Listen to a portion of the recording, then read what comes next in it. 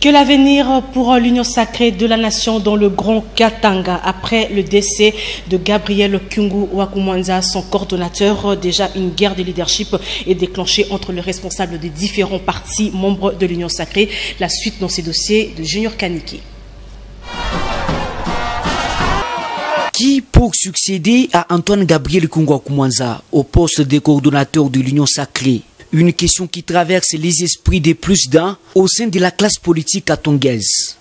Quelques jours seulement après le départ du patriarche, c'est une guerre qui se déclenche. Jean-Claude Muyambo Kiassa, qui s'autoproclame, une frange des députés provinciaux du Haut-Katanga confie la charge à Michel Kabwe, élu de l'IDPS, et au finish, Bruno Chibangu, président fédéral du même parti, se lance lui aussi à la course. Je parle du fait que après lui c'était moi.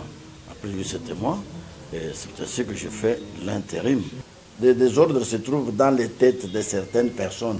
Quand le président Baba Wakumwanza, en fait Kyungu Wakumwanza était là, est-ce que vous avez vu quelqu'un commencer à s'autoproclamer à gauche, à droite? Alors maintenant, nous devons aller de manière légale, correcte, et cette fois-là, les anarchistes vont s'éliminer. Alors, quand moi je vous dis que je suis avec plus ou moins une dizaine de partis politiques, maintenant les autres là, qui créent du désordre, ont-ils combien de partis politiques de l'Union sacrée derrière eux? Chacun de ces trois challengers part d'une base. Jean-Claude Muyambo Kiassa estime qu'après Baba c'est lui.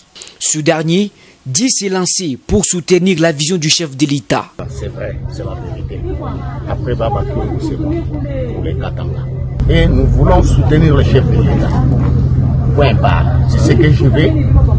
Il ne faudrait pas que l'on commence à s'autoproclamer à gauche, à droite, non.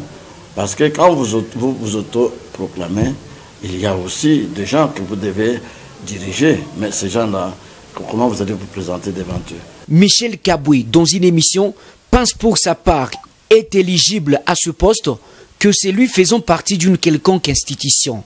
Comment voulez-vous que quelqu'un qui n'est pas dans l'institution puisse prendre le devant sur les institutions?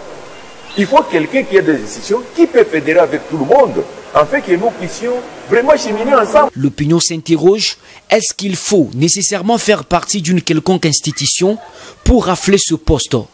Bruno Chibangu, un autre challenger, s'oppose aux allégations de Michel Kabwe.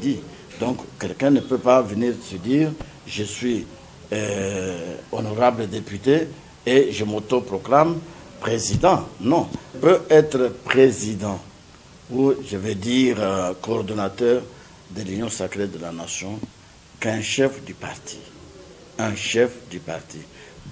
Alors dans les cas contraires, nous en fait ce sont les partis politiques qui sont appelés à diriger l'Union sacrée. Toutefois, les trois protagonistes dans cette bataille ont tous une vision commune, celle de soutenir les chefs de l'État. Pourquoi alors ne pas fédérer les forces pour atteindre l'objectif?